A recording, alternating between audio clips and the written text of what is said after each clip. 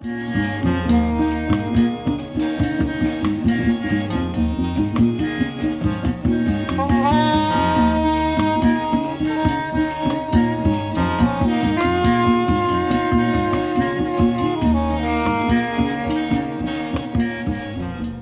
up, VC? How's it going today?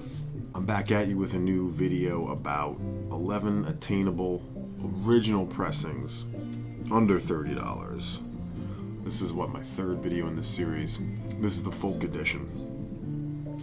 I have 11 records here that you can find anywhere from like $5 up to $25. This is all folk. This is going to be sort of folk rock, singer-songwriter. Less of this sort of private press, obscure things.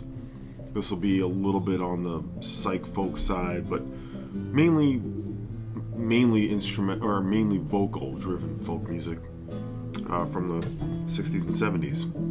Let's just dive in head first with a little band, a little duo. A little duo called Lambert and Nuttycombe. Now this I think I bought for like $35. I think it's even less right now. It's on the A&M label. And this is a duo. I looked up some history on some of these. This one I didn't. But engineered by Glenn Johns, very famous engineer. Many of you will know. But Lambert and Nuttycombe, a really gentle, sort of sweet and very melodic folk record from 1970. At Home is the name of this. They didn't really go on to do much. There would be a follow-up record to this, but you can find, whether it's the white label promo on A&M or just this stock copy, around $20 to $25. And this is one I actually was hoping to find in a store. I never did. I ended up buying this online a while ago. And it's just, like I said, a really gentle, sort of sweet folk record, kind of, a really good duo, a good guitar sort of interplay, really good vocal stuff that they had going on. Just a solid record, Lambert and Nuttycombe. And as always, I'm going to let you know what the record is that we're listening to when we get to it. Here's an artist I don't think anyone ever really talks about. Malvina Reynolds, a protest singer, folk singer, out of New York City. Actually ended up moving to Berkeley. And she was most famously known, more recently, for the song Little Boxes that was used on the Weeds show in the intro. This is her best record to me, her self-titled record on Cassandra. That's actually also on the Red Rooster label. Self-titled. Now what's her deal? She sort of writes from the sort of a lot of songs about, labor movements, union. She was very much progressive folk singer. And this album is not really an acoustic album. I mean, it is, but it's got some great backing and just some beautiful arrangements. And I do like her voice. She's an old lady. This is like granny folk. A song that I love off this one is The Desert. Very poignant, sometimes comical, like witty songs. And just looking at the artists that are on here, you have Gene Parsons doing drums and harmonica. It shows up here. A lot of names that sound familiar to me. Some of you may know. Mike Lang sounds familiar, piano. John Horton, the engineer. A bunch of different guitarists. Clark Moffett, Brian Davies, Dick Rusmini, John Horton. She's got like 6, 7, 8 records that you can all find from like $5 to $10. I highly recommend looking up this one. There's a different cover to the earlier issue of this. I think it's from 1970 originally. The one on Columbia I have as well. That one sells for maybe $15. That's the one that has little boxes. But look for this one, I think. Self-titled, Malvina Reynolds. Another great duo record. Stefan Grossman and Danny Kalb. Danny Kalb of the Blues Project. Blues Control, different thing. Stefan Grossman, well-known folk guitarist who would go on to be sort of an instructor and doing sort of a lot of instrumental lesson-based sort of recordings. But Kalb is the one singing on this, but this has got some just great guitar duo work. This one's like $7.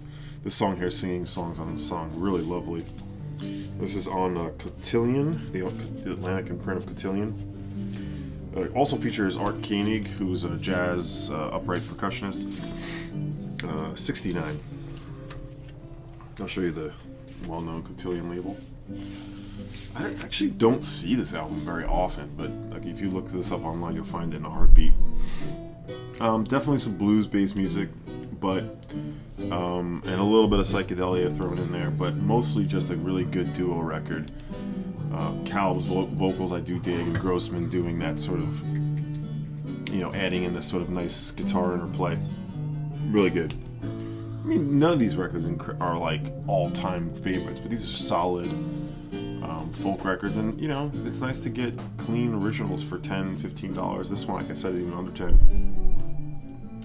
Crosscurrents from '69, the only one they would do together. Kalb really wouldn't do very much other than that. Grossman, as I said, had many different folk recordings, so dedicated to Sam Charters as well. Also, I'm interested on here is Requiem for Patrick Kilroy. I believe that's the Pat Kilroy who did one of the earliest psych folk records on Elektra. I don't know the story on that, but you have songs written by Grossman mainly, along with a Brownie McGee song, Death Letter Blues, they do that traditional. Otherwise, all Stefan Grossman originals with Kalb singing. I didn't talk about Sandy Bull in my sort of private press folk. I did a private press video sort of based on sort of the more obscure stuff. I should have talked about Sandy Bull. His records are not that expensive, save his later ones where he gets a little more out there, maybe tend to get a little expensive, but Fantasias and his second one here, Inventions, you can find pretty clean copies for around $15. This is on Vanguard. Sandy Bull, mainly known as sort of the Eastern oud playing sort of part of the weird Americana. Although Bull really stretches out in a lot of sort of cool ways, like very modal feel to it. He just sort of runs on and on. There's a nice little 45-minute documentary that I need to watch, just called No Deposit, No Return Blues, made by his daughter. But this one or Fantasias on Vanguard, look for. Like I said, you should be able to find these. Vanguard label. He would end up doing some really cool stuff with drum machines later on, tape loops, and like I said, those other records later, Junkyard and No Deposit, No Return Blues, where he really gets out there a little more. But you see these records, and I highly recommend grabbing them if you see them. In particular, this one, you should be able to get this for around 10 or 15 in pretty clean shape. He actually lived with Hamza El-Din, who was also on Vanguard, and I've talked about before. They lived together in San Francisco, I believe it was, but both coming out of the avant-garde, both doing avant-garde folk, really, but Eastern, and the oud is his sort of main foil. So, Sandy Bull Inventions. I believe this is from '65, without seeing it in front of me, something like that, mid-'60s. Here we have the one and only Buffy Sainte-Marie record I think you should look for, and this one definitely is psychedelic folk, Illuminations, from I think it's '68, '69.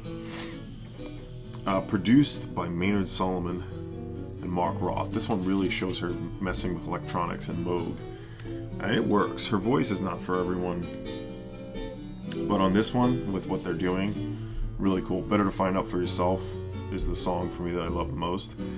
This one's around a $10 album, and like I said, it really does show her going into the psych folk mold. This is really the only Buffy I would really look for, and this is another one on Vanguard. Lyric insert. I think this is clean copy. This couldn't have been more than $10 for me. Another one you'll see, look in your folk sections out there. I bet it's sitting in the Buffy Sainte-Marie section with Moonshot or whatever else. But this one's pretty out there. It is pretty out there, and her voice is sort of tamed in a way. But that use of synthesizer and, her brand of folk music and her voice really lends itself. Illuminations, Buffy Sainte-Marie. Here's the record we're listening to, one that I know Chris Cole's talked about, Stunty's talked about, few of you talked about it. We're talking about this artist, but it's Linda Cohen on Poppy, and that's what we're listening to. 2 records for Poppy. She was a Philadelphia singer, and she got involved with a band called Mandrake Memorial, who's also on Poppy, and they broke up after 3 records and renamed themselves Anomaly, and they're the ones backing her up on this record, Lake of Light.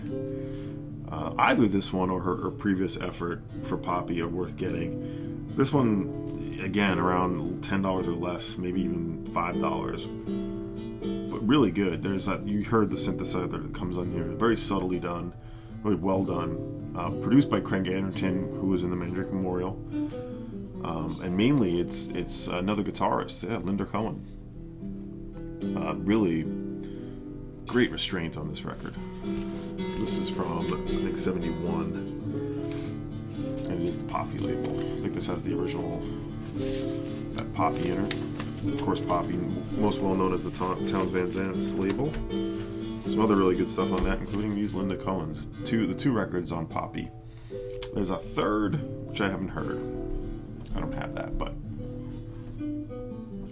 I recommend checking these out. I don't see these, again, these I don't see all the time in shops, but if you look this up, and I looked it up recently, you'll see it's not going for very much. Right, we're going to continue. 11 Attainable original pressings, folk edition, all under $30. Bob Brown, both of his records on Stormy Forest, Richie Havens' label. Really solid, although he's kind of really going for a Neil Young thing. He's got like a prettier Neil Young voice, if you can believe that. This has a lyric insert as well. So yeah, The Wall I Built Myself, his first album. The second album's good too. I recommend looking for this one. Again, it should be anywhere between $10 and $20. These are all songs written by Bob Brown, and good songs, sort of drifty, sort of floaty folk songs. Really nice.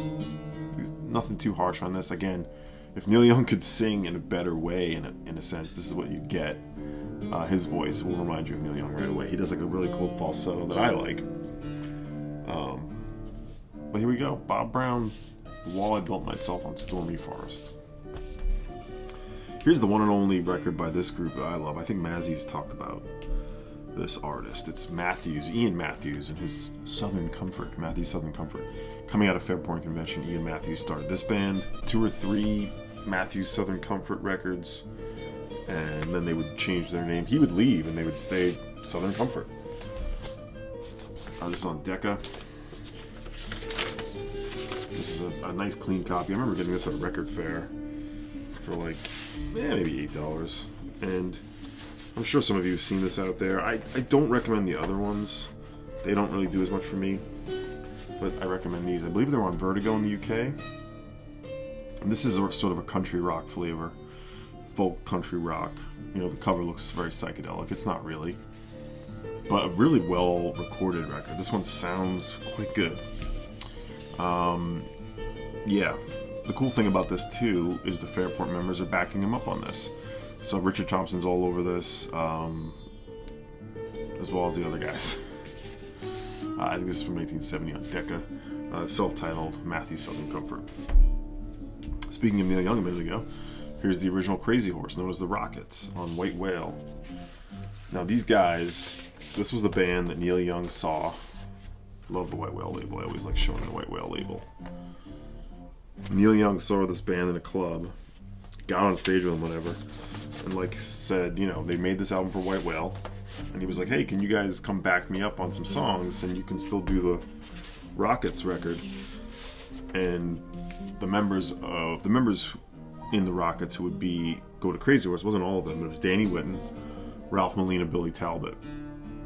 And the other 2 guys were the Whitzel brothers, Leon and George, along with Bobby Notkoff doing all the violin. The violin on this is really good.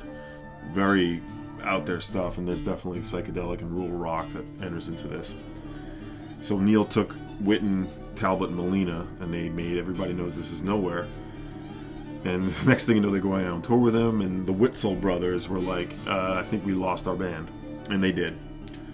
and that was the only record they made as the Rockets.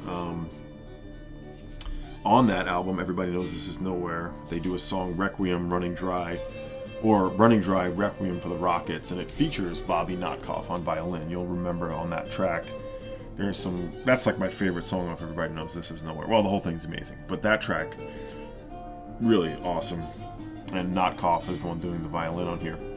But as far as this record, I highly recommend this. Again, anywhere from $15 to $20 on White Whale. You should see it.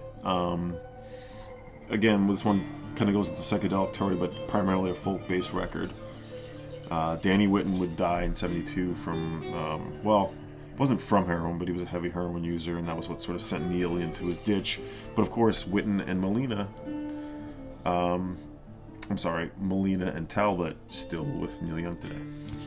This is from 1968 on White Whale. I recommend this one big time. There is a couple of singles, I think, but this is the only Rockets record. Alright, here we have, continuing on in this 11 Attainable folk records. I think I have 12. Fraser and DeBolt with Ian Gunther. Canadian folk duo, again with a psychedelic cover, but not psychedelic. This one is a dark but sort of lush folk album, and some really interesting songs, and most notably Gypsy Solitaire. And they were from Ontario, I believe. This is the original Canadian Columbia pressing. The American pressing, which is very common, should be $5 to $10, and that'll be on the 70s label. This is the only one that comes on the 360 sound label. And this is just a great arrangements, unexpected shifts and turns on this. All songs that they wrote, I believe, but a real high quality of this record. Gorgeous stuff. Don't bother with the other album after. I really don't care for it. But this one, Fraser and DeBolt from '71. Ian Gunther is also featured. It's with Ian Gunther on Columbia, Canada. Alright, we got 2 left. I just switched out the record. We're hearing now Dennis Stoner on Rare Earth. This one's another cheapie. And this one's loud. This is one I forgot to look up info on him. But one and only album. This is for the Rare Earth label, a Motown subsidiary. And this is definitely in that singer-songwriter period where everyone was trying to be the band. But this one, definitely a loner folk album, folk rock. He does do a Neil Young cover on here. Neil Young coming up a lot here tonight. Southern Man. Oh, he also does Girl from North Country, Bob Dylan. Again, a lot of these records, I don't see a lot of these, but they're not hard to find online at least. And maybe some of you do see them. So originals, they also do Leonard Cohen, The Story of Isaac. Stoner doing a lot of vocals, harpsichord, and your regular sort of mishmash of guitar and drums. Just seeing if there's anyone else notable on this. No one that I see. I think there might have been another Stoner album, but this one is really good, cheap heat, I think. Not worth more than $15, but you should be able to find it for less. Good, solid folk rock album, well recorded on that Rare Earth label. There he is, the Stone Man, Stoner. And last but not least, I did a quick short on this. This is probably this record I would pay a lot of money for, really. Well, it's a little uneven, but I would pay more than it's worth. And this one, there's a reissue of this, but the original you should be able to get $10 to $15 again. It's the Vanguard Apostolic, or the Family Apostolic on Vanguard. Double album, sprawling stuff. One of the few, only 5 records on this imprint. It was started by a man named John Townley who won $80,000 in an inheritance, I think it was. And he was able to get a recording deal with Vanguard and got his own imprint, Vanguard Apostolic, and he opened up his own recording studio right near where Electric Ladyland would be in New York City. But this one is sort of an old-time folk record with effects and studio trickery and some fantastic, gorgeous songs, including the one I discussed in that short called The Lone Pilgrim, which I will play on the way out. It's an old traditional by B.F. Franklin, or Benjamin White Franklin, I believe it is, who was known for his use of shape notation. This is the labels on Vanguard. Weirdly, my disc 2 is a promo. My disc 1, my disc 2 or my disc 1 is not for sale. The other disc is not. I don't know how that would have happened. Yeah, this one does not have promo labels. Anyway, I love The Lone Pilgrim. It's side 3, track 2. I'll play it. Anyway, John Townley, they would make this album. It didn't do anything. They recorded a follow-up as Ocean, which I've showed one other time.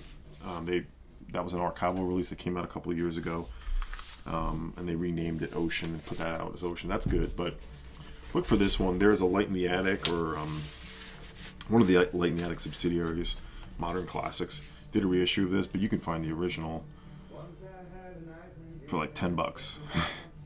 Probably find the reissue for $5. But I highly recommend this. Really, out there, sort of some nonsense on this, like field recordings and sort of tape effects and like just playing and figuring things out in the studio. But the song "The Lone Pilgrim" is a scorcher. Beautiful. "Old Gray House" is another really gorgeous song. They did do a single with neither of those songs. Didn't do much, but you can see it has like that sort of late 60s sort of commune-esque feel. And they were recording like very much having fun in the studio and experimenting. Good old late 60s. The Family of Apostolic on Vanguard Apostolic.